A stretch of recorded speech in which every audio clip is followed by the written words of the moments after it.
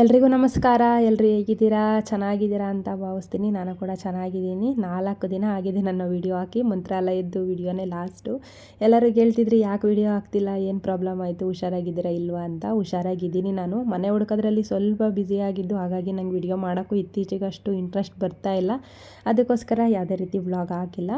ಇವತ್ತು ನಾನು ಬೆಳಗ್ಗೆಯಿಂದನೇ ವಿಡಿಯೋ ಶುರು ಮಾಡಿದೆ. ನಾನಿವತ್ತು 2 ಡೇಸ್ ವ್ಲಾಗ್ನ ರೆಡಿ ಮಾಡಿ ಇಟ್ಕೊಂಡಿದ್ದೆ. ಬುಧವಾರ ಮತ್ತು ಗುರುವಾರ 2 ದಿನದ ವ್ಲಾಗ್ನ ಒಟ್ಟಿಗೆ ಹಾಕ್ತಾಯಿದ್ದೀನಿ. ವಿಡಿಯೋ ಎಂಡ್ವರೆಗೂ ನೋಡಿ ಸಪೋರ್ಟ್ ಮಾಡಿ. ಬೆಳಗ್ಗೆ ನಾನು ಎದ್ದ ತಕ್ಷಣವೇ ಫಸ್ಟ್ ಡೇ ನಾನು ಅಡುಗೆ ಮನೆ ಕಡೆ ಬಂದಿದ್ದು. ಬೆಳಗ್ಗೆ ಎದ್ದ ತಕ್ಷಣವೇ ಬಂದಿದ್ದು ಅಂದರೆ ಎಲ್ಲರೂ ಊರಿಗೆ ಹೋಗಿದ್ರು, ನಾನು ಮತ್ತು ಶಿವೋರ್ ಇಬ್ಬರೇ ಇದ್ದಿದ್ದು. ಅಡುಗೆ ಮನೆ ಎಲ್ಲ ಕ್ಲೀನ್ ಮಾಡ್ಕೊಂಡ್ಬಿಟ್ಟು ನನ್ನ ಕೆಲಸ ದಿನಚರಿ ಏನಿದೆ ಅದನ್ನು ಶುರು ಮಾಡ್ಕೊಳ್ಳೋಣ ಅಂದ್ಬಿಟ್ಟು ಫಸ್ಟು ಅಡುಗೆ ಮನೆ ಎಲ್ಲ ಕ್ಲೀನ್ ಮಾಡಿಕೊಂಡೆ. ನನಗೆ ಎಷ್ಟು ಸಾಧ್ಯನೋ ಅಷ್ಟು ಕ್ಲೀನ್ ಮಾಡಿಕೊಂಡು ಪಾತ್ರೆಗಳನ್ನೆಲ್ಲ ತೊಳಿಲಿಕ್ಕೆ ಹಾಕ್ಕೊಂಡೆ. ಗ್ಯಾಸಿಂದು ಎಲ್ಲ ತೊಳಿಲಿಕ್ಕೆ ಹಾಕ್ಕೊಂಡೆ. ಅಡುಗೆ ಮನೆ ಅಂತೂ ಹೇಗಾಗ್ಬಿಟ್ಟಿತ್ತು ಅಂದರೆ ಎಲ್ಲ ಹತ್ರನೂ ಟೀ, ಕಾಫಿದು, ಹಾಲಿಂದು ಎಲ್ಲ ಹಾಲು ಉಗ್ಸಿರೋದು ಒಂಥರ ಆಗೋಗ್ಬಿಟ್ಟಿತ್ತು. ನನಗಂತೂ ಅದು ನೋಡಿ ನೋಡಿ ಸಿಕ್ಕಾಪಟ್ಟೆ ಬೇಜಾರಾಗೋಗಿತ್ತು. ಮತ್ತು ಮೊನ್ನೆ ಹಾಸ್ಪಿಟಲಿಗೆ ಕೂಡ ಹೋಗಿದ್ದೆ.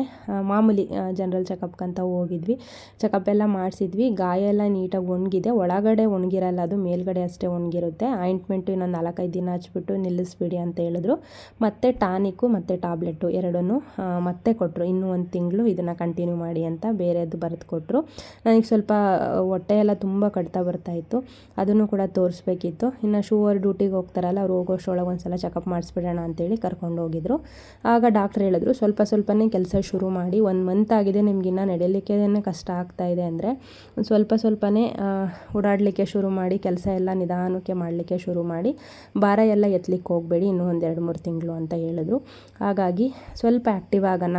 ಇನ್ನು ನನಗೆ ಹಾಸ್ಪಿಟಲಿಂದ ಅದೆಲ್ಲ ನೋಡಿ ಅಷ್ಟೆಲ್ಲ ನೋವು ಅನ್ಭವಿಸ್ಬಿಟ್ಟು ಅದರಿಂದ ಆಚೆ ಬರೋಕ್ಕೆ ನನಗೆ ಆಗ್ತಾಯಿಲ್ಲ. ಅದಕ್ಕೋಸ್ಕರ ಸ್ವಲ್ಪ ಆ್ಯಕ್ಟಿವ್ ಆಗಿಬಿಡೋಣ, ಸ್ವಲ್ಪ ಇದೆಲ್ಲ ಚೇಂಜ್ ಮಾಡ್ಕೊಳ್ಳೋಣ. ಒಂಥರ ಡಿಪ್ರೆಷನ್ಗೆ ಹೋಗಿದ್ದೀನಿ ಅಂದ್ಕೋಬೇಕು ನಾನು. ಆ ಥರ ನನ್ನ ಮನಸ್ಥಿತಿ ಇರೋದು. ಸಿಕ್ಕಾಬಟ್ಟೆ ಬೇಜಾರಾಗೋಗಿತ್ತೆ. ಆದಷ್ಟು ಬೇಗ ಎಲ್ಲದನ್ನು ನಿಮ್ಮ ಮುಂದೆ ಶೇರ್ ಮಾಡ್ಕೋತೀನಿ ನಾನು. ಸ್ವಲ್ಪ ಟೈಮ್ ಬೇಕಷ್ಟೇ. ಈ ಮನೆದೊಂದು ಏನಾಗುತ್ತೆ ಏನು ಅಂತ ಕನ್ಫರ್ಮ್ ಮಾಡಿಕೊಂಡು ಆಮೇಲೆ ನಿಮ್ಗಳ ಮುಂದೆ ಎಲ್ಲ ಶೇರ್ ಮಾಡ್ಕೋತೀನಿ. ಯಾಕಂದರೆ ನನಗೆ ನಿಮ್ಮನ್ನು ಬಿಟ್ಟು ಬೇರೆ ಯಾರೂ ಇಲ್ಲ. ನನ್ನ ನೋವನ್ನು ಕೇಳಲಿಕ್ಕೆ ಖಂಡಿತವಾಗ್ಲೂ ಯಾರೂ ಇಲ್ಲ ನನಗೆ. ಸೊ ಇಷ್ಟು ತಾಳ್ಮೆಯಿಂದ ನೀವಿದ್ದೀರಲ್ಲ, ನಾನು ಅದಕ್ಕೆ ಎಷ್ಟು ಕೋಟಿ ಥ್ಯಾಂಕ್ಸ್ ಹೇಳಿದ್ರೂ ಕಡಿಮೆನೇ ಅದು. ನಾನು ಎಲ್ರಿಗೂ ಋಣಿಯಾಗಿರ್ತೀನಿ. ನನ್ನ ಕೆಲಸನ ಶುರು ಮಾಡಿದೆ. ಪಾತ್ರೆ ಎಲ್ಲ ತೊಳೆದು ಮುಗಿಸಿದಾಯಿತು. ಒಂದು ಗ್ಲಾಸ್ ಕಾಫಿ ಮಾಡ್ಕೊಂಡು ಕೊಟ್ಬಿಡೋಣ ಅಂದ್ಬಿಟ್ಟು ಟೀಗೆ ಇಟ್ಕೊಂಡೆ. ಶಿವೋರ್ಗೆ ನಾನು ಕೂಡ ಒಂದು ಗ್ಲಾಸ್ ಕಾಫಿ ಮಾಡ್ಕೊಂಡು ಕುಡಿದು ಬ್ರೇಕ್ಫಾಸ್ಟಿಗೆ ರೆಡಿ ಮಾಡಿಕೊಂಡೆ. ತರಕಾರಿ ಉಪ್ಪಿಟ್ಟು ಮಾಡೋಣ ಅಂತ ಹೇಳ್ಬಿಟ್ಟು ಉಪ್ಪಿಟ್ಟೆಲ್ಲ ರೆಡಿ ಮಾಡಿ ತಿಂದುಬಿಟ್ಟು ಇನ್ನೊಂದು ಸ್ವಲ್ಪ ಮಿಕ್ಕಿತ್ತು. ಜಾಸ್ತಿ ಏನು ಉಪ್ಪಿಟ್ಟು ತಿನ್ನಲ್ಲ, ಯಾಕಂದರೆ ಅದಕ್ಕೆ ಮುಳ್ಗಾಯಿ ಹಾಕ್ಬಿಟ್ಟಿದ್ದೆ ನಾನು, ಮರೆತುಬಿಟ್ಟು ನಾನು. ಹಾಗಾಗಿ ಸ್ವಲ್ಪ ಉಪ್ಪಿಟ್ಟಷ್ಟೇ ತಿಂದುಬಿಟ್ಟು ಆಮೇಲೆ ಅಡುಗೆಗೂ ರೆಡಿ ಮಾಡ್ಕೊಂಬಿಡೋಣ ಅಂದ್ಬಿಟ್ಟು ಅನ್ಗೋನೆ ಸೊಪ್ಪು ನಿಮ್ಗೆಲ್ರಿಗೂ ಗೊತ್ತಿರುತ್ತೆ. ಹಳ್ಳಿ ಕಡೆ ಎಲ್ಲ ನೀರೊಳಗಡೆ ಸಿಗುತ್ತಲ್ಲ ಆ ಸೊಪ್ಪು. ಒಂದು ಹುಡುಗ ನನಗೆ ಹೂವು ತೊಗೊಂಬಂದು ಕೊಡುತ್ತೆ. ಆ ಹುಡುಗ ನನಗೆ ತೊಗೊಂಬಂದು ಕೊಟ್ಟಿದ್ದಕ್ಕ, ಇದೊಂದು ತಿನ್ನಿ, ತುಂಬ ಒಳ್ಳೆಯದು, ಆಪ್ರೇಷನ್ ಆದವ್ರಿಗಾಗಿರ್ಬೋದು ಅಥವಾ ಬಾಕಿ ಯಾರಿಗೇ ಆಗಿರ್ಬೋದು, ತುಂಬ ಒಳ್ಳೇದು ಈ ಸೊಪ್ಪು ಅಂತೇಳಿ ನಾನು ಒಂದು 50 ರೂಪಾಯಿನ ತೊಗೊಂಡೆ. ನಾನೊಂದು 50 ರೂಪಾಯಿದು, ಭವಾನಿ ಒಂದು 50 ರೂಪಾಯಿನ ತೊಗೊಂಡ್ವಿ. ಅದನ್ನು ನೀಟಾಗಿ ಒಂದು 3-4 ಸಲ ತೊಳೆದು, ಅದರಲ್ಲಿ ಸ್ವಲ್ಪ ಮಣ್ಣಿರುತ್ತೆ, ಯಾಕಂದರೆ ಅದು ಬೆಳೆಯೋದೇ ನೀರೊಳಗಡೆ ಅಲ್ವ, ಸ್ವಲ್ಪ ಮಣ್ಣಿರುತ್ತೆ. ನೀಟಾಗೆಲ್ಲ ಕ್ಲೀನ್ ಮಾಡಿ ಹೆಸ್ರು ಕಾಳನ್ನ ನೆನೆಸಿಟ್ಟಿದ್ದೆ ನಾನು, ಮೊಳಕೆ ಕಟ್ಟೋಣ ಅಂದ್ಬಿಟ್ಟು. ಬಟ್ ಇದಕ್ಕೆ ಹಾಕ್ಬಿಟ್ಟು ಮಾಡೋಣ ಚೆನ್ನಾಗಿರುತ್ತೆ ಅಂದ್ಬಿಟ್ಟು ಹೆಸ್ರು ಕಾಳು ಹಾಕ್ಬಿಟ್ಟು ಅನ್ಗೋನೆ ಸೊಪ್ಪು ಹಾಕಿ ಬಸ್ಸಾರು ಮಾಡೋಣ ಅಂದ್ಬಿಟ್ಟು ಎಲ್ಲ ನೀಟಾಗಿ ರೆಡಿ ಮಾಡ್ಕೊಂಡಿದ್ದೀನಿ. ಸಾಂಬಾರೆಲ್ಲ ಮಾಡಿಟ್ಬಿಟ್ಟು ಅಷ್ಟರೊಳಗೆ ಮನೆ ನೋಡಲಿಕ್ಕೆ ಬನ್ನಿ ಅಂತೇಳಿ ಒಂದು 2-3 ಜನ ಕಾಲ್ ಮಾಡಿದರು. ನಾನು ಹಾಸ್ಪಿಟಲಲ್ಲಿ ಇದ್ದಾಗ ನಾನು ನೋಡ್ಕೋತಿದ್ರಲ್ಲ ಆ ಅಕ್ಕ ನನಗೆ ಸ್ವಲ್ಪ ಪರಿಚಯ ಆಗಿದ್ದರು. ಅವರು ಕಾಲ್ ಮಾಡಿದರು, ಅವ್ರ ಮನೆ ತೋರಿಸ್ತೀವಿ ಅಂತ. ಹಾಗಾಗಿ ನೋಡೋಣ ಅಂತ ಹೋದ್ವಿ ನಾವು. ಅಪಾರ್ಟ್ಮೆಂಟ್ ಥರದ್ದೇ ತೋರಿಸಿದ್ರು. ಅಂದರೆ ಇದು ಇಂದಿರಾ ಗಾಂಧಿ ವಸತಿ ಯೋಜನೆ ಅಂತ ಏನೋ ಬರುತ್ತಲ್ಲ, ಅದರಿಂದ ತೊಗೊಂಡಿರೋ ಅಂಥ ಮನೆಗಳಂತೆ. ಅದನ್ನು ತೋರಿಸಿದ್ರು. ಸೊ ನನಗೆ ಯಾಕೋ ಅದು ಇಷ್ಟ ಆಗಲಿಲ್ಲ, ಯಾಕಂದರೆ ಅದೊಂಥರ ಒಟ್ಟಾರದ ಮನೆ ಥರ ಇದೆ. ಮತ್ತು ಅಲ್ಲಿ ಸ್ವಲ್ಪ ಕಿರಿಕಿರಿನೂ ಆಗುತ್ತಂತೆ. ಒಂದು ನೀರು ಹೋಗಂಗಿಲ್ಲ, ಬಟ್ಟೆ ಒಣಗಾಕಕ್ಕೆ ಜಾಗ ಇಲ್ಲ, ಏನೂ ಇರಲಿಲ್ಲ.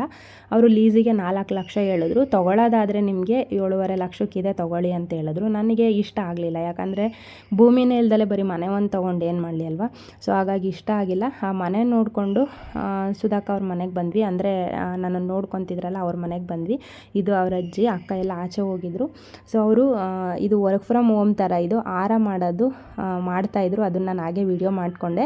ಅದ್ರ ಬಗ್ಗೆ ಇನ್ಫಾರ್ಮೇಷನ್ ತೊಗೊಳ್ತೀನಿ ನಾನು ಆ ಅಕ್ಕನ ಹತ್ರ. ನಿಮಗೂ ಕೂಡ ಮನೇಲೇ ಕೂತು ಈ ಥರದ್ದು ಏನಾದ್ರೂ ಅರ್ನಿಂಗ್ ಮಾಡ್ಬೋದು ಅಂದರೆ ತುಂಬ ಹೆಲ್ಪ್ಫುಲ್ ಆಗುತ್ತೆ. ನೋಡಿ ಅಜ್ಜಿ ಈ ಥರ ಕೂತ್ಕೊಂಡು ಈ ರೀತಿಯಾಗಿ ಚಿಕ್ಕದಾಗಿ ಹಾರ ಮಾಡಲಿಕ್ಕೆಲ್ಲ ರೆಡಿ ಮಾಡಿಟ್ಟಿತ್ತು. ಈಗ ಸನ್ಮಾನ ಎಲ್ಲ ಮಾಡ್ತಾರಲ್ಲ ಆ ಟೈಮಲ್ಲಿ ಹಾಕ್ತಾರೆ ನೋಡಿ, ಅಂಥ ಹಾರಗಳಿವು ಮಾಡಿ ಸೇಲ್ ಮಾಡೋದಂತೆ. ಇರುತ್ತಂತೆ. ಒಂದು ಹಾರಕ್ಕೆ 20 ರೂಪಾಯಿ, ಒಂದು ಹಾರಕ್ಕೆ 5 ರೂಪಾಯಿ ಈ ಥರ ಎಲ್ಲ ಇರುತ್ತಂತೆ. ಸೊ ಹಾಗಾಗಿ ನಾವು ಅಲ್ಲೇ ಒಂದು ಸ್ವಲ್ಪ ಹೊತ್ತು ಕೂತ್ಕೊಂಡು ವಿಡಿಯೋಸ್ ಎಲ್ಲ ಮಾಡಿಕೊಂಡು ಅದಾದಮೇಲೆ ನಾವಿರೋ ಜಾಗದಲ್ಲೇ ಒಂದು ಮನೆ ಖಾಲಿ ಇತ್ತು. ನಾವು ಬ್ರೋಕರ್ ಕೂಡ ಹೇಳಿದ್ವು, ಅವ್ರು ತೋರಿಸಿದ್ರು. ಶಿವ ಅವರು ಹೋಗಿದ್ರು ನೋಡ್ಕೊಂಡು ಬರಲಿಕ್ಕೆ ಅಂತ, ಹಾಗೆ ವಿಡಿಯೋ ಮಾಡ್ಕೊಂಡು ಬಂದಿದ್ರು. ಇದೇ ಮನೆಯೇ ಗ್ರೌಂಡ್ ಫ್ಲೋರಲ್ಲಿದೆ, 7 ಲಕ್ಷಕ್ಕೆ ಅಂತ ಹೇಳಿದ್ರು. ಆದರೆ ನಮಗೆ ಏನಂದರೆ ನಮ್ಮ ಮನೇಲಿರೋ ಅಂಥ ಐಟಮ್ಸ್ಗಳು ಇಡ್ಸೋ ಅಂಥದ್ದು ಬೇಕು. ಮನೆ ಸ್ವಲ್ಪ ನೋಡ್ಲಿಕ್ಕೆ ಅಷ್ಟು ಚೆನ್ನಾಗಿದ್ರು ಓಕೆ, ಬಟ್ ಒಂದು ಸ್ವಲ್ಪ ಗಾಳಿ ಬೆಳಕು ಬಂದು ನಮ್ಮ ಮನೇಲಿರೋ ಐಟಮ್ಸ್ ಇಡೋ ಅಂಥದ್ದು ಬೇಕಿತ್ತು. ಸೊ ನೋಡೋಣ ಅಂತ ಹೋದ್ವಿ. ಮನೆಯೂ ಕೂಡ ಚೆನ್ನಾಗಿತ್ತು. ಕಿಚನ್ ನೋಡಿ, ಇದು ಕಿಚನ್ ಇದು. ನನ್ನ ತಮ್ಮ ಮತ್ತು ಶಿವರಿಬ್ಬರೂ ಹೋಗಿ ನೋಡ್ಕೊಂಡು ಬಂದರು. ನೀರಿಗೇನು ಪ್ರಾಬ್ಲಮ್ ಇಲ್ಲ, ಗ್ರೌಂಡ್ ಫ್ಲೋರಲ್ಲೇ ಇರೋದು, ನಿಂಗೆ ಓಡಾಡಲಿಕ್ಕೂ ಈಸಿ ಆಗುತ್ತೆ ಅಂತ ಹೇಳ್ಬಿಟ್ಟು ನಮ್ಮ ಬಡ್ಜೆಟ್ಟಿಗೆ ಇನ್ನೂ ಒಂದು 50,000 ಲಕ್ಷ ಕಡಿಮೆನೇ ಇತ್ತು. ಅವರು ಸ್ವಲ್ಪ ಟೈಮ್ ಕೊಡಿಸ್ತೀವಿ ಅಂತ ಹೇಳಿದ್ರು. ಸರಿ ಓಕೆ ಅಂದ್ಬಿಟ್ಟು ಇದರಲ್ಲೇ ಹೇಗೋ ಅಡ್ಜಸ್ಟ್ ಮಾಡಿಕೊಂಡು ನಮ್ಮ ಮನೇಲಿರೋ ಅಂಥ ಐಟಮ್ಸ್ನೆಲ್ಲ ನೀಟಾಗಿ ಜೋಡಿಸ್ಕೊಳ್ಳೋಕೆ ಪ್ರಯತ್ನ ಮಾಡೋಣ ಅಂದ್ಬಿಟ್ಟು ಫೈನಲ್ ಮಾಡೋಣ ಅಂದ್ಬಿಟ್ಟು ಈ ಮನೆ ನೋಡಿದ್ವಿ. ಬಟ್ ಬೆಳಗ್ಗೆ ಹೋಗಿ ಕೇಳೋವಷ್ಟರೊಳಗೆ ಆ ಮನೆ ಬೇರೆಯವ್ರಿಗೆ ಆಗೋಗ್ಬಿಟ್ಟಿತ್ತು.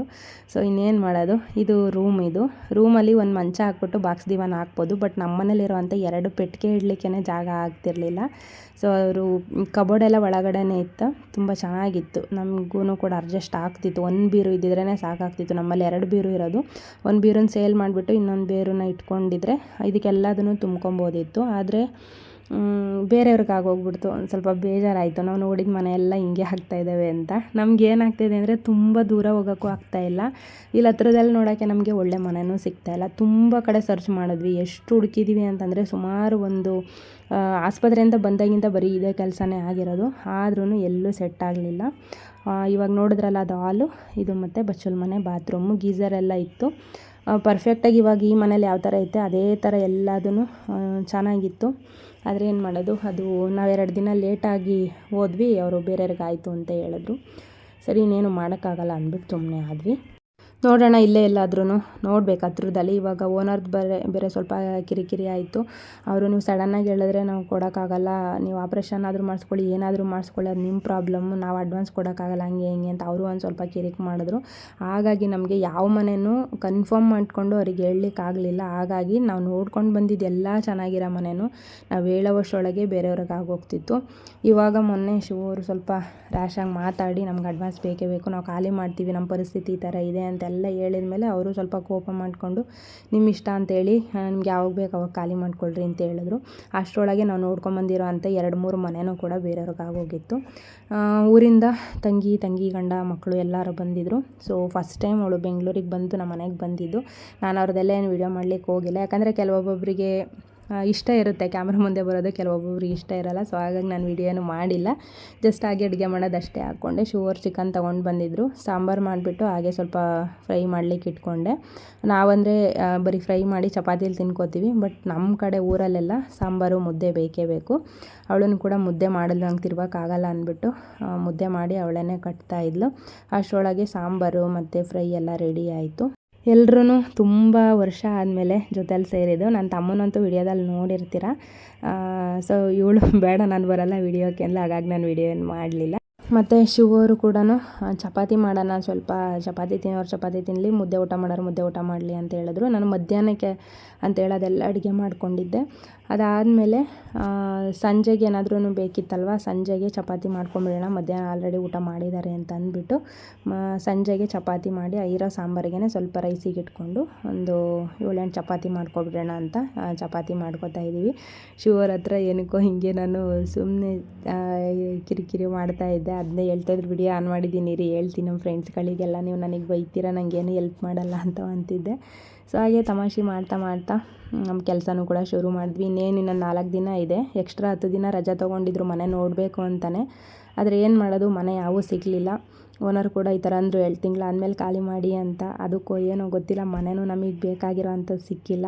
ಸೊ ಇವಾಗ ಏನು ಮಾಡೋದು ಅಂತ ನಮಗೂ ಅರ್ಥ ಆಗ್ತಾಯಿಲ್ಲ. ಇರೋ 5 ದಿನದಲ್ಲಿ ಮನೆ ಖಾಲಿ ಮಾಡ್ಕೊಂಡು ನಾನೆಲ್ಲ ಜೋಡಿಸ್ಕೊಂಡು ಎಲ್ಲ ಮಾಡಲಿಕ್ಕಾಗಲ್ಲ, ತುಂಬ ಕಷ್ಟ ಆಗುತ್ತೆ. ಅದಕ್ಕೆ ನಾನು ಹೇಳಿದೆ ವರಮಹಾಲಕ್ಷ್ಮಿ ಬರೋದು ಇನ್ನೂ ಒಂದು 15 ದಿನ 20 ದಿನ ಇದೆ ಅನ್ನೋ ಅಷ್ಟರೊಳಗೆ ನಾನು ಖಾಲಿ ಮಾಡ್ತೀನಿ. ನೀವು ಯಾರಿಗಾದ್ರೂ ಹೇಳಿ, ನಾನು ಯಾರ್ದಾರು ಎಲ್ಪ್ ತೊಗೊಂಡು ನಾನು ಖಾಲಿ ಮಾಡ್ಕೊಂಡು ಹೋಗ್ತೀನಿ. ಬಟ್ ಏನು ಫಿಕ್ಸ್ ಮಾಡ್ಕೊಂಡಿರಲ್ಲ. ನೀವು ನೆಕ್ಸ್ಟ್ ರಜಕ್ಕೆ ಬರ್ತೀರಲ್ಲ ಅವಾಗೆಲ್ಲ ಫಿಕ್ಸ್ ಮಾಡ್ಕೊಡಿವ್ರಂತೆ. ಇವಾಗೇನು ಮಾಡೋಕ್ಕಾಗಲ್ಲ, ನೀವು ಆರಾಮ್ಸೆ ಡ್ಯೂಟಿಗೆ ಹೋಗಿ ಅಂತ ಹೇಳಿದೆ. ಇವಾಗ ಸಡನ್ನಾಗಿ ಎಲ್ಲ ಮನೆ ಖಾಲಿ ಮಾಡ್ಕೊಂಡು ಹೋಗಿ ನನಗೆ ಅಲ್ಲಿ ಫಿಕ್ಸ್ ಮಾಡಿಕೊಂಡು ಎಲ್ಲ ಮಾಡ್ಕೊಳಕ್ಕಾಗಲ್ಲ. 5 ದಿನವೂ ನಮಗೆ ಖುಷಿಯಾಗಿರೋಕ್ಕಾಗಲ್ಲ. ಬರೀ ಇದೇ ಟೆನ್ಷನಲ್ಲಿ ಕಳಿಬೇಕಾಗುತ್ತೆ. 1 ತಿಂಗಳು ಪೂರ್ತಿ ಬರೀ ಟೆನ್ಷನ್ನು, ಆಸ್ಪತ್ರೆ, ಮನೆ ಹುಡ್ಕೋದು, ಅದು ಇದರಲ್ಲೇ ಹೋಗೋಗ್ಬಿಡ್ತು. ಅದಕ್ಕೋಸ್ಕರ 5 ದಿನನಾರು ಖುಷಿಯಾಗಿರೋಣ ಅಂಥೇಳಿ ಸುಮ್ಮನಾದ್ವಿ. ಮತ್ತು ಬೆಳಗ್ಗೆಯಿಂದ ವಿಡಿಯೋನ ಕಂಟಿನ್ಯೂ ಮಾಡಿದೆ. ನನ್ನ ತಂಗಿ ಅಕ್ಕಿ ರೊಟ್ಟಿ ಮಾಡಿಕೊಟ್ಟಿದ್ಲು. ತಿಂಡಿ ಎಲ್ಲ ತಿಂದು ಅವರೂ ಕೂಡ ಊರಿಗೆ ಹೊರಟರು. ನಾನು ಮಡ್ಲಕ್ಕಿ ಕೊಡೋಣ ಅಂದ್ಬಿಟ್ಟು ಒಂದು ಸ್ಯಾರಿ ತೊಗೊಳ್ಳೋಣ ಅಂತ ಬಂದೆ. ಸೊ ಇದೇ ಡಿಸೈನಲ್ಲಿ ಬೇರೆ ಕಲರಲ್ಲಿ ಒಂದು ಸ್ಯಾರಿ ತೊಗೊಂಡು ಮಡ್ಲಕ್ಕಿ ಕೊಟ್ಟೆ. ಅವರೂ ಕೂಡ ಊರಿಗೆ ಹೊರಟರು. ಇದಾಗಿತ್ತು ಇವತ್ತಿನ ವಿಡಿಯೋ. ಹೇಗಿತ್ತು ನನ್ನ ಈ ಪುಟಾಣಿ ವಿಡಿಯೋ ಅಂತ ಕಮೆಂಟ್ ಮಾಡಿ. ನಿಮ್ಮ ತುಂಬ ಪ್ರಶ್ನೆಗಳಿಗೆ ನಾನು ಇನ್ನೂ ಉತ್ತರ ಕೊಟ್ಟಿಲ್ಲ. ಇನ್ನೊಂದು 5 6 ದಿನ ಟೈಮ್ ಕೊಡಿ, ಖಂಡಿತವಾಗ್ಲೂ ಮನಸ್ಸು ಬಿಚ್ಚಿ ಮಾತಾಡಿ ನಿಮ್ಮೆಲ್ಲ ಪ್ರಶ್ನೆಗಳಿಗೂ ಉತ್ತರ ಕೊಡ್ತೀನಿ. ಎಂಡ್ವರೆಗೂ ವಿಡಿಯೋ ನೋಡಿ ಸಪೋರ್ಟ್ ಮಾಡಿರೋ ಎಲ್ರಿಗೂ ಥ್ಯಾಂಕ್ ಯು ಸೋ ಮಚ್. ನಿಮ್ಮ ಪ್ರೀತಿ ಯಾವಾಗಲೂ ನನ್ನ ಮೇಲೆ ಹೀಗೆ ಇರಲಿ ಅಂತ ಕೇಳ್ಕೊತೀನಿ. ಇವತ್ತಿನ ವಿಡಿಯೋ ನಿಮಗೇನಾದರೂ ಇಷ್ಟ ಆದರೆ ಒಂದು ಲೈಕ್ ಮಾಡಿ, ಶೇರ್ ಮಾಡಿ, ಕಮೆಂಟ್ ಮಾಡಿ. ಹಾಗೂ ನನ್ನ ಚಾನಲ್ನ ಸಬ್ಸ್ಕ್ರೈಬ್ ಆಗದೆ ಯಾರೆಲ್ಲ ವಿಡಿಯೋ ನೋಡ್ತೀರಾ ಪ್ಲೀಸ್ ಚಾನಲ್ನ ಸಬ್ಸ್ಕ್ರೈಬ್ ಮಾಡಿಕೊಂಡು ಸಪೋರ್ಟ್ ಮಾಡಿ. ಮತ್ತೊಂದು ವಿಡಿಯೋ ಒಟ್ಟಿಗೆ ಸಿಗ್ತೀನಿ. ಅಲ್ಲಿವರೆಗೂ ಹೀಗೆ ಸಪೋರ್ಟ್ ಮಾಡ್ತಾಯಿರಿ. Thank you for watching. Love you all. Take care.